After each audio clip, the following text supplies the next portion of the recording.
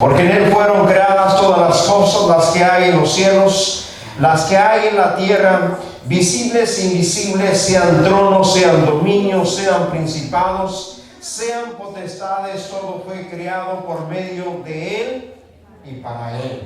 Vamos a orar. Padre, gracias te damos en ese día por la oportunidad, Señor, que tú nos das de estar en tu presencia. Dios, te pido que bendigas a tu pueblo, tu iglesia, Señor, que nos des de tu Espíritu, Señor, todo el tiempo, Dios, para que nosotros, Señor, podamos, Señor, ser guiados a través de Él, ser recordados, Señor, ser consolados, ser, Dios, fortalecidos en tu Espíritu Santo. Y Dios, en esta mañana, gracias por tu palabra, gracias por cada familia, cada miembro de la familia, Señor, hombres, mujeres, jóvenes, niños, Señor.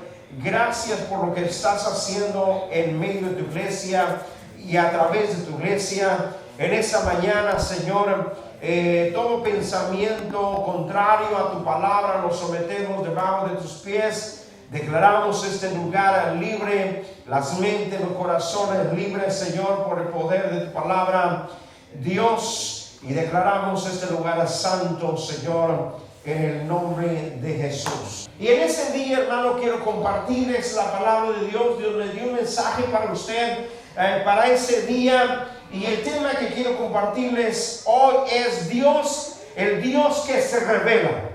Dígale al que está a su lado: mira, tú sirves o conoces al Dios que se revela, al Dios que se manifiesta, el Dios que se da a conocer, el Dios que te deja ver su corazón, el Dios que deja ver lo que Él quiere hacer. ¿En dónde? En la palabra de Dios. Mire lo que dice el apóstol Pablo a los Colosenses, capítulo 1, verso 6. Le repito el texto: porque en Él fueron creadas, ¿qué? Todas las cosas. ¿Cuáles todas las cosas?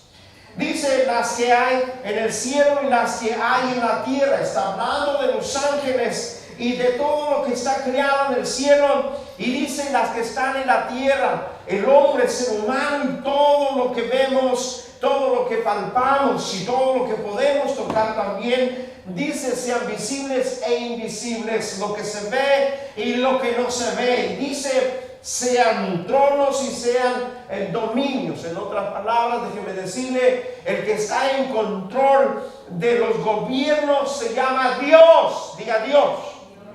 ¿Por qué los creó? ¿Quién creó el gobierno? Los creó Dios. Porque en el principio de la creación, déjeme decirle, Dios creó al hombre para que gobernara.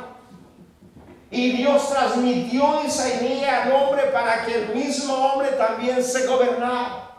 Hay tronos, hay potestades, pero déjeme decirle, de esos tronos, de esas potestades, Dios es el que está en la cabeza.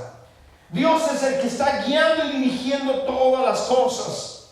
Sean principados, dice, sean potestades. Todo fue creado por Él. ¿Y para quién? En otras palabras, Dios lo creó. No solamente lo creó para que existiera, sino lo creó para Él mismo. ¿Para quién? Para Él mismo. Ahora, usted puede ver en la palabra de Dios un Dios, hermanos, que se revela. Y una de las cosas, hermanos, Dios le revela su palabra a su pueblo, a su iglesia. Usted es la iglesia de Dios. Yo soy la iglesia de Dios, hermano. Yo soy el pueblo de Dios, usted es el pueblo de Dios. Lo que quiere decir que Dios revela su palabra a su pueblo, a su iglesia. Déjeme decirle, hermano, que entre más conocemos a Dios, nosotros vamos a poder ser mejores para Dios y en Dios. Entre más reconozcamos lo que Dios quiere, déjeme decirle que vamos a estar más distantes y más lejos de lo que Dios quiere hacer y de lo que Dios quiere, hermano, formar y realizar en este mundo mientras vivamos. Quiero compartirles, hermano, que la palabra de Dios, como la palabra de Dios habla y dice que nos revela su eterno poder y deidad, los tronos, los potestades, lo que se mira y lo que no se ve. Quiero hablarles, hermano, acerca de 4 hombres en ese día. 4 hombres, hermano, que a través de la palabra de Dios nos habla y nos anuncia y nos deja saber lo que usted y yo, nosotros debemos o necesitamos conocer. Hay cosas en la Biblia, hermano, que usted y yo no debemos pasar por alto, que las tenemos que tener presentes. Porque cuando usted y yo las tenemos presentes, déjeme decirle, nosotros vamos a apelar a ese beneficio. Nosotros vamos a apelar, hermano, a tomar ese recurso cuando usted y yo lo necesitamos. Hace años, hermano, cuando nosotros llegamos a los Estados Unidos, déjeme decirle, vino un invierno, vino un diciembre, hermano, que nos estábamos muriendo literalmente casi de hambre. ¿Por qué? ¿Por qué nos estábamos muriendo casi literalmente de hambre? ¿Por qué? Porque era el primer invierno, no sabíamos, hermano, cómo enfrentar un invierno, los recursos que había en invierno, pero déjeme decirle, después entendimos, hermano, que en diciembre y que en ese tiempo, hermano, usted puede ir a los bancos de comida para agarrar comida, para que usted no se muera. ¿Está conmigo? Y después hay un recurso que se llama desempleo, y sabe que no teníamos dinero ni para gas, ni para leche, ni para nada. Y una maestra nos dijo, ¿y por qué no van y piden este recurso? No es que no sabemos, por eso se están muriendo de hambre. ¿Por qué? Porque no saben que Dios es para ti. Déjeme decirle que así es de la misma manera en la palabra de Dios. Cuando usted y yo desconocemos los recursos que hay en la palabra de Dios, déjeme decirle que nosotros empezamos a perecer. Nosotros empezamos, hermano, a vivir en escasez o decadencia. ¿Por qué? Porque desconocemos lo que Dios tiene para ti y para mí. ¿Y qué es lo que nos anuncia a través de la palabra Dios en la historia de los grandes hombres y grandes mujeres? Nos anuncia lo que Dios hizo con ellos, nos anuncia que está vigente y está presente, que no solamente era para ellos, sino que es para todos y cada uno de nosotros. ¿Está conmigo? ¿Por qué? Porque Dios es el mismo. Porque Dios, hermano, no cambia. Porque Dios, que era bueno y misericordioso en el pasado, déjeme decirle que en el presente no ha cambiado. Dios sigue siendo misericordioso. Dios sigue siendo un Dios de gracia y un Dios de amor. Un Dios de grandes planes y grandes propósitos. Hablamos de la vida de Noé. Cuando hablamos de la vida de Noé, ¿de qué estamos hablando? Génesis 7:1, Dios le dice a Noé, dijo luego Jehová a Noé, entra tú y toda tu casa en el arca. Dice, porque a ti he visto justo delante de mí en esta, dice, generación. Y cuando hablamos de la vida de Noé, hablamos, hermano, de que Dios nos guarda. Dios quería guardar a la vida de Noé y a su familia. Dios los guardó. Dios los protegió. En otras palabras, Noé y su familia, hermano, estaban en las manos de Dios para que ellos no perecieran. Y Dios nos habla, hermano, a través de la palabra de Dios, su palabra, hermano, que Dios nos guarda para que tú y yo no perezcamos. Debemos de estar presentes. Debemos de tener presente todo el tiempo. Debemos de siempre mirar esta historia de la Biblia en la vida de Noé, sabiendo y entendiendo que lo que Dios hizo con él también lo hace contigo. Que lo que Dios hizo con él y con sus hijos también lo hará contigo y con tus hijos. No estamos solos, estamos, hermano, y caminamos en el que nos guarda y el que nos protege. ¿Qué debemos hacer nosotros? Lo mismo que hizo Noé. ¿Qué hizo Noé? ¿Sabe qué? Lo que hizo Noé solamente dependió de Dios. Solamente confió en Dios. Dios, en tus manos está mi vida. Dios, en tus manos está todo mi ser. Y debemos nosotros todo el tiempo, hermano, donde quiera que usted vaya, donde quiera que usted esté, usted debe de estar pensando que su vida está guardada y está escondida ¿en quién? En Dios. Mi vida está guardada y está escondida en Dios. A través de la palabra de Dios, Dios nos revela que Dios te guarda. Mientras muchos perecieron, Noé quedó a salvo. Mientras muchos perecieron, Noé y su familia, Dios los guardó y los protegió. ¿Qué es lo que hizo Noé? Solamente confiar en Dios. Déjeme decirle, no va a haber hombre o mujer que confíe en Dios, que Dios no lo guarde. No va a haber hombre y mujer, hermano, que confíe en Dios, que Dios lo guarda. Que Dios lo protege y Dios lo va a guardar y Dios lo va a proteger. Lo hizo con Noé y Dios lo va a hacer contigo y con tus hijos y con tu familia. ¿Por qué no le da fuerte aplauso a Dios?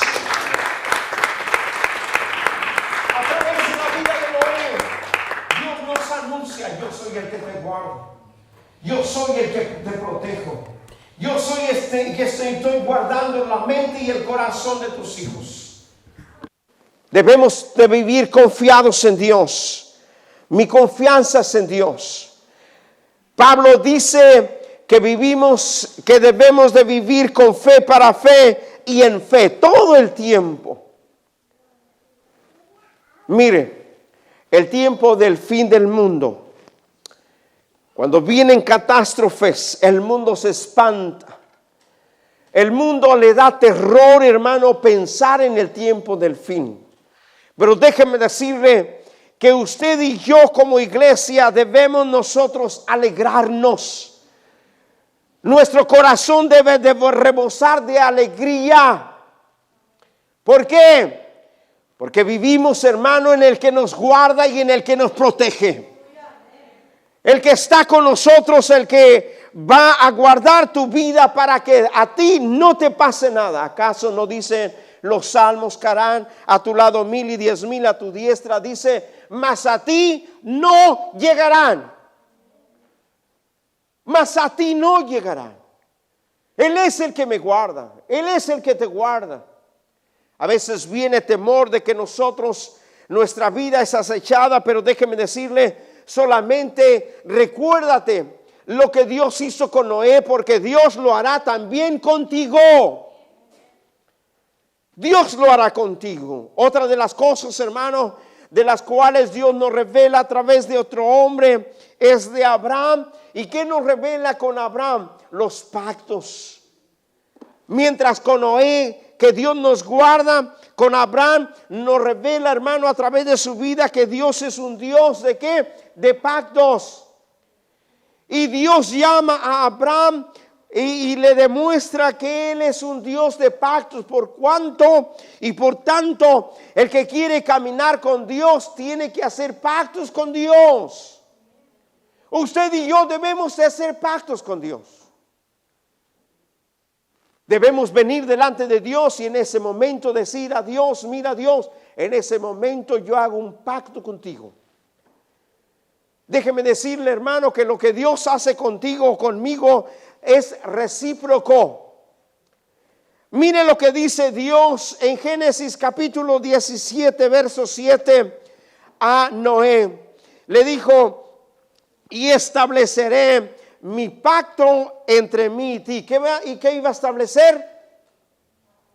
Mi pacto. ¿Y qué es un pacto? Es un compromiso. ¿Y qué es un pacto? Una promesa. Dice: estableceré mi pacto entre ti y mí y tu descendencia después de ti en tus generaciones por pacto perpetuo para ser tu Dios y el de tu descendencia, dice, después de ti. En otras palabras, le dice Dios a Abraham: mira Abraham, antes de caminar, antes de seguir adelante, antes de que yo esté contigo y tú estás conmigo, tú y yo debemos de hacer un pacto. Yo voy a poner un pacto entre ti y mí, y en tu generación y mi generación. Así es Dios. Dios es un Dios de pactos. ¿Qué quiere decir eso? Que Dios iba a estar comprometido con Abraham, pero que Dios quería que también Abraham estuviera comprometido con Dios. ¿Sabe cuándo caminan las cosas entre dos personas? Cuando hay un pacto. ¿Sabe cuándo caminan las cosas, hermano, entre una organización o un grupo? Cuando hay un pacto de medio. Cuando todos están comprometidos. No pueden caminar las cosas, hermano, cuando uno está comprometido y el otro no. Déjeme decirle, Dios espera que usted esté comprometido con Él. Porque Dios ha puesto un pacto delante de nosotros. Y no solamente lo puso con Abraham, sino nos está hablando la palabra de Dios, hermano, que si usted y yo queremos caminar con Dios, nosotros, hermano, debemos de entender que usted y yo debemos ser hombres y mujeres de pactos. Porque servimos a un Dios de pactos. ¿Qué es pactos, hermanos? Un Dios de compromisos. Abraham se había comprometido con Dios. Dos cosas, hermanos. Dos cosas tenía Abraham por hacer. Una, aceptar los pactos, y otra, rechazarlos. Dos cosas tiene usted y yo también. Abrazar los pactos de Dios o también, hermano, rechazar los pactos de Dios. Déjeme decirle, hermano, que a través de la vida de Abraham, Dios nos muestra, hermanos, que Dios pone sus pactos por medio. Dios se compromete contigo, pero Dios está viendo o esperando que tú también te comprometas con Dios. Y mire, déjeme decirle, estamos viviendo en una etapa de la iglesia, en una etapa, en un momento, hermano, que se está perdiendo el que hombres y mujeres o la iglesia esté comprometida con Dios. ¿Por qué? Déjeme decirle que cuando la iglesia nacía, cuando la iglesia crecía, eran hombres, hermanos, y mujeres de pactos. ¿Y qué son hombres y mujeres de pactos? Hombres y mujeres, hermano, comprometidos. Ahora usted y yo, hermano, nosotros nos podemos comprometer con Dios, comprometer con la iglesia, comprometer con la obra de Dios. ¿Y qué es un compromiso? Un pacto, hermano, déjeme decirle, si hay algo que no se debe de romper es un pacto o un compromiso. En otras palabras, lo que yo le estoy diciendo, hermanos, en ese tiempo, que usted y yo debemos de ser hombres y mujeres de palabra. Comprometer nuestra palabra. Y cumplir nuestra palabra. No solamente comprometerla, sino, hermanos, cumplir nuestra palabra. Dios te amo. Y comprometer o cumplir ese te amo para Dios. Dios, me comprometo o hago un pacto contigo que voy a servir a la iglesia y no cambiar ese pacto. Hago un pacto contigo, Señor, que voy a caminar rectamente delante de ti y no voy a cambiar ese pacto. Déjeme decirle, hermano, que como creyentes cristianos a veces, hermano, se pierde la credibilidad. Yo como pastor, hermano, si prometo y no cumplo, sabe que mi credibilidad, hermano, se viene por los suelos. Usted espera de los demás que la palabra que le dicen, hermano, la cumplan. Así también los demás esperan, hermano, que cuando yo prometo, yo también cumpla mi palabra.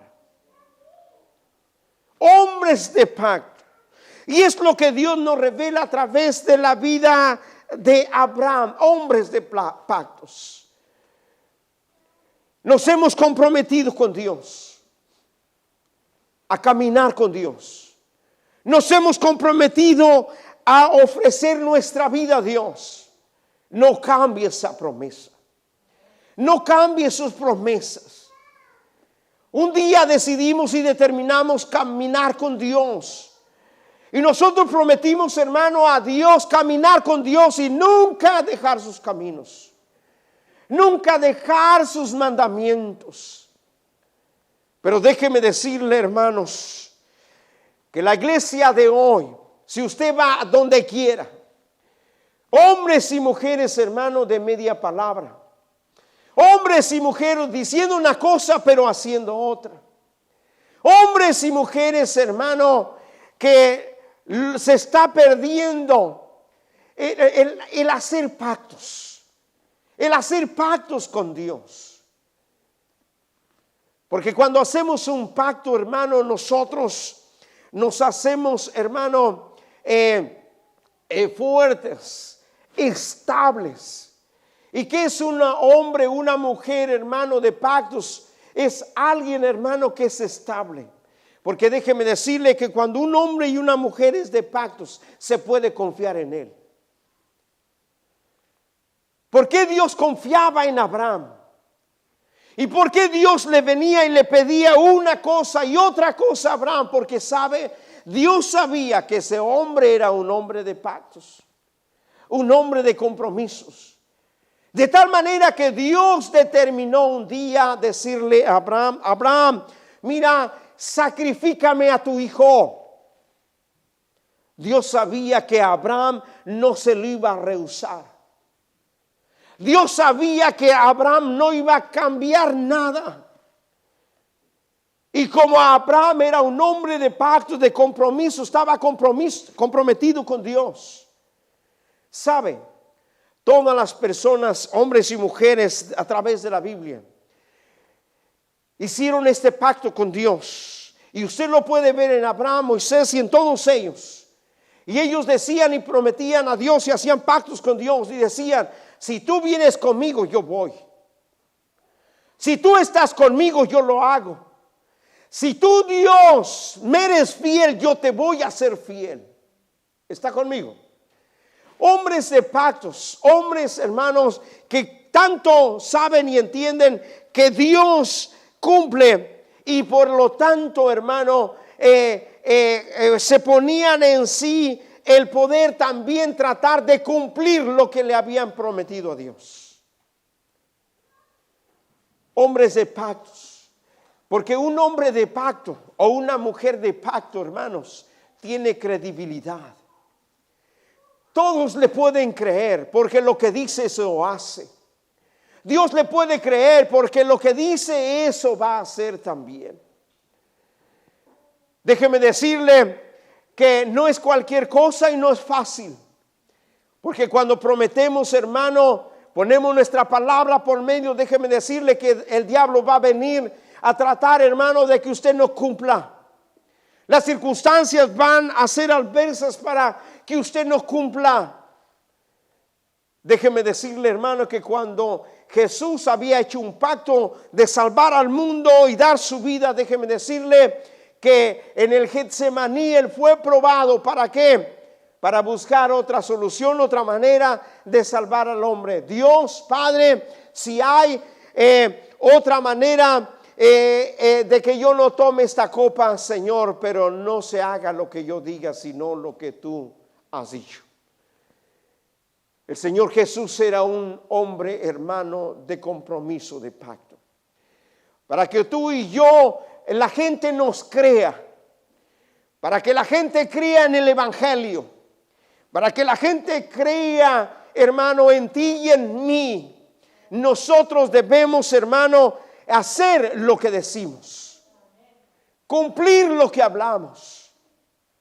Y eso es lo que nos habla, hermano, a través de la vida de Abraham. Dios le podía pedir lo que fuera a Abraham y Abraham dárselo a Dios. Dame tu hijo, sacrifícalo.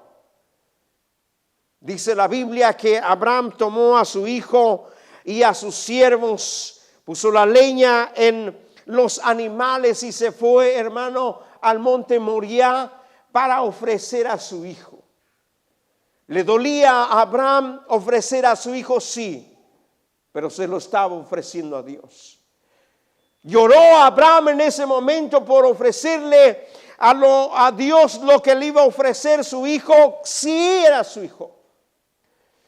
Dios le estaba pidiendo el único hijo que él tenía. Y él, hermano, caminando al monte Moriah, determinado a dárselo. Porque Abraham era un hombre de palabra. Dios, yo te ofrezco mi hijo, yo te ofrezco lo que soy. Muchas veces nosotros le decimos a Dios, Señor, te ofrezco mi vida, te ofrezco mi familia, te ofrezco lo que yo tengo. Y viene el momento, el día que Dios te dice, dame tu hijo. Viene el día que Dios te dice, dame tu trabajo. Viene el día que Dios te dice, dame tus fuerzas. Viene el día que Dios te dice, dame tus pensamientos.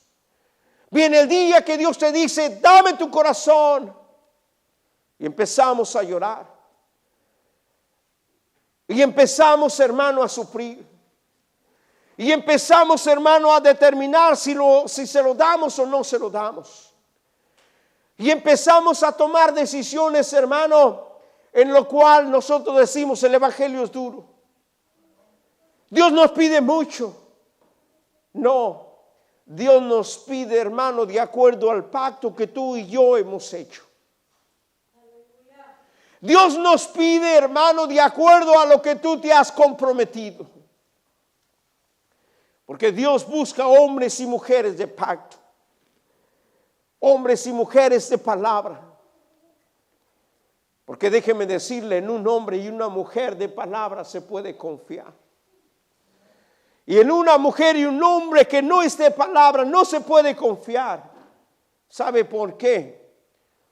Porque al poco tiempo puede cambiar su decisión y su palabra. Y en vez de hacer lo que dijo, hará otra cosa. Dios nos habla a través de su palabra, iglesia. No solamente que Él nos guarda, sino que usted y yo debemos hacer hombres de pactos. A veces usted y yo tenemos que llorar por no cambiar lo que le hemos prometido a Dios. A veces usted y yo tenemos que sufrir por no cambiar lo que le hemos dicho a Dios que vamos a hacer para Él. Porque déjeme decirle, las palabras, hermanos, son fáciles de pronunciarlas. Pero no sabemos que los proverbios dice que te has enlazado con los dichos de tu boca. Dios no toma, hermano, mis palabras, mis promesas, hermano, a la ligera. Dios las toma como verdad. Dios las toma como verdaderas.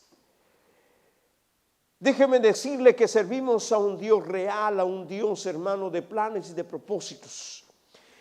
Servimos a un Dios, hermano, que se revela en sí mismo y que quiere interactuar todo el tiempo contigo y conmigo, hermano, al fin de hacerte saber y dejarte entender su voluntad, sus planes y sus propósitos.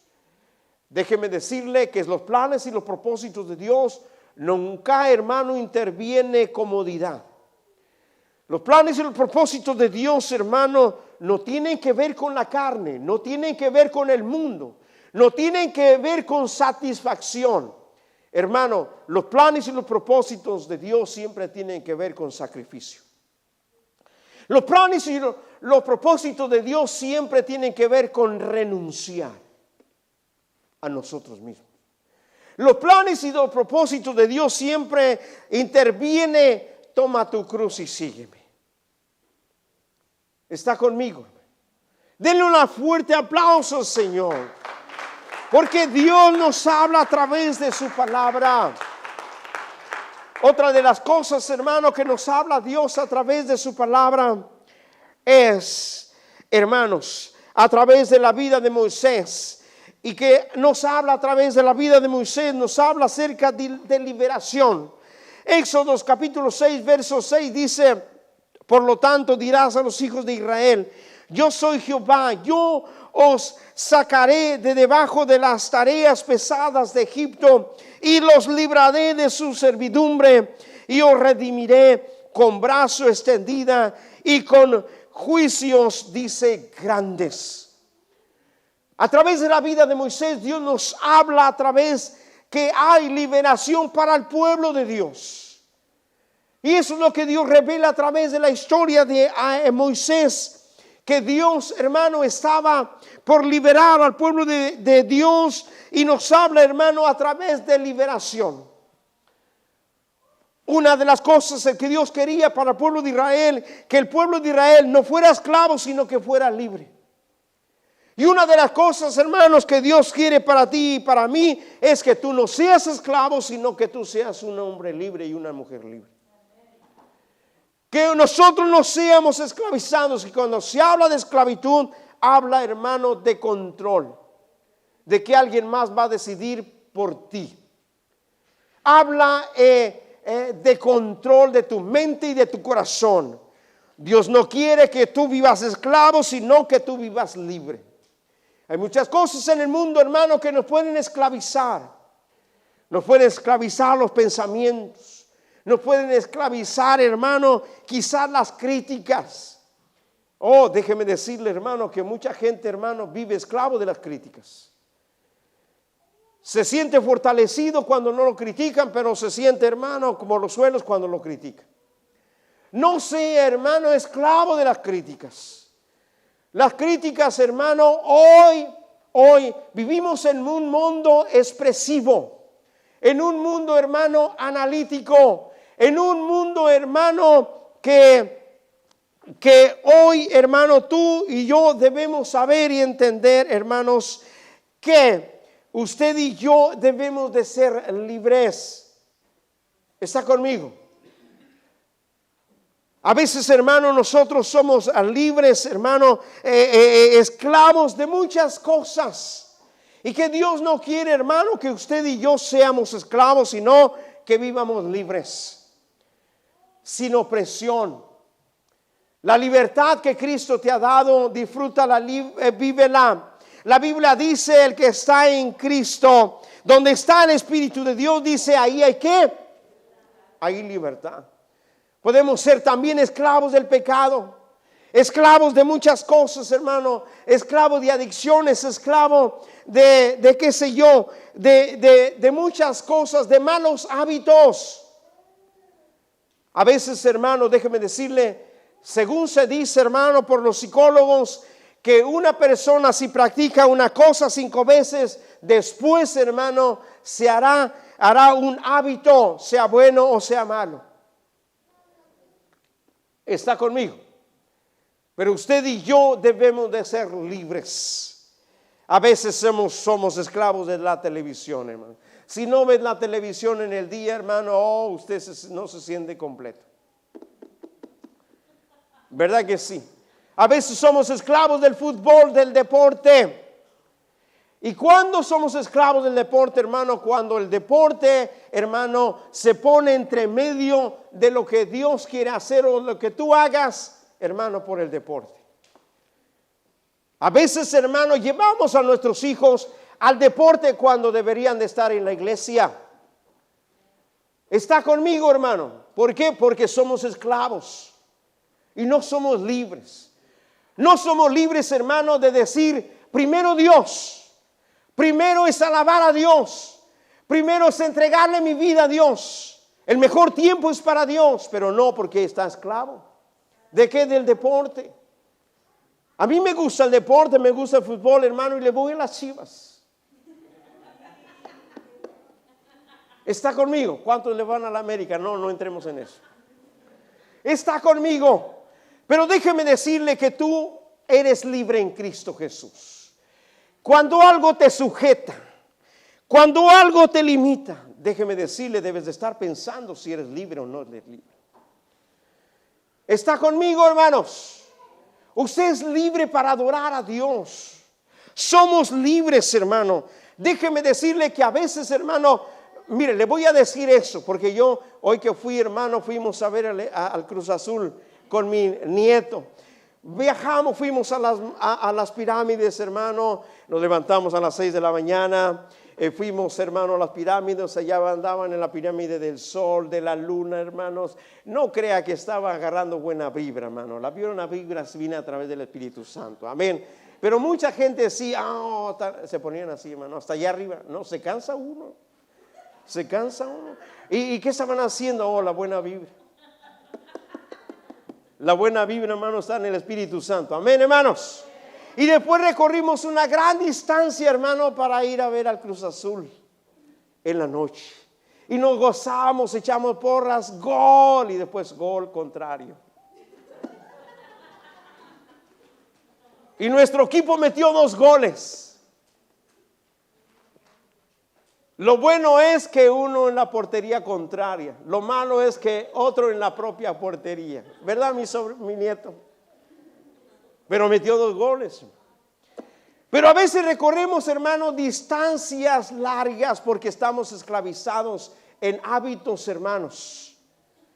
Pero déjeme decirle que a veces no podemos recorrer distancias lejas cuando se trata de buscar a Dios. ¿Por qué? Porque no somos libres. ¿Está conmigo, hermanos? Debemos ser libres para adorar a Dios. Libres para buscar a Dios. Libres, hermano, para llenarnos de Dios. Libres en Cristo Jesús. Dios quiere un pueblo libre, no un pueblo esclavizado. ¿Está conmigo? En otras palabras, quiere decir que Dios te da la libertad a mí para que tú decidas lo que tú quieres. Y no alguien más decida lo que usted quiere. ¿Está conmigo? ¿Sabe cómo la sociedad nos clasifica?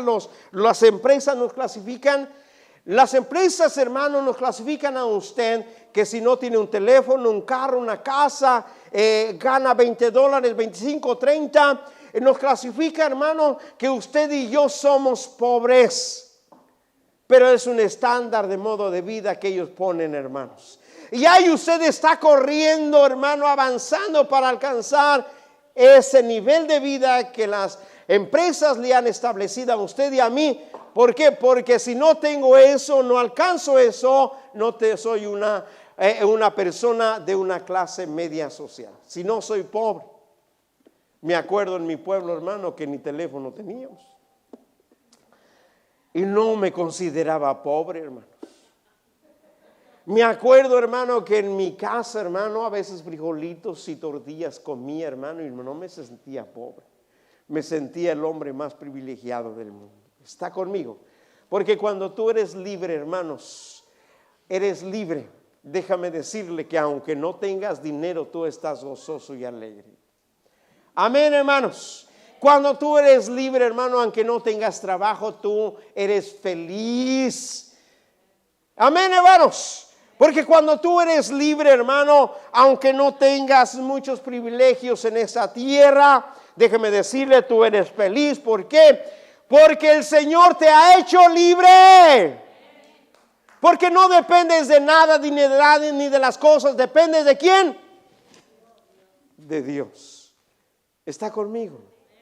Ahora va a decir, hoy yo quería una troca nueva. No se preocupe. ¿Está conmigo, hermanos? Por último, lo que le quiero compartir a través de Génesis, hermanos, Dios nos habla y nos revela que siempre Dios, hermano, tiene la capacidad y el poder de crear cosas nuevas. Génesis capítulo 1, verso 2 dice: y la tierra estaba desordenada y vacía, y las tinieblas estaban sobre la faz del abismo, y el Espíritu de Dios se movía sobre la faz de las aguas. Algo bien interesante, hermano, que la Biblia dice y enseña, hermanos, que la tierra estaba desordenada y vacía, pero algo bien importante, interesante, que dice que el Espíritu de Dios se movía sobre la faz de ¿qué? De las aguas. En otras palabras, cuando había tinieblas, hermano, la tierra estaba vacía, había el Espíritu de Dios que se estaba moviendo. ¿Está conmigo? ¿Y qué quiere decir que el Espíritu de Dios se estaba moviendo? Quiere decir que el Espíritu de Dios, hermanos, es el que crea todas las cosas. Y en la creación, hermano, todo funcionó de esta manera. Déjeme decirle que usted escucha la palabra de Dios en Génesis, que había una voz que decía: créase, dice, las plantas que den semilla, árboles que sirvan que den frutos que sirvan para comer.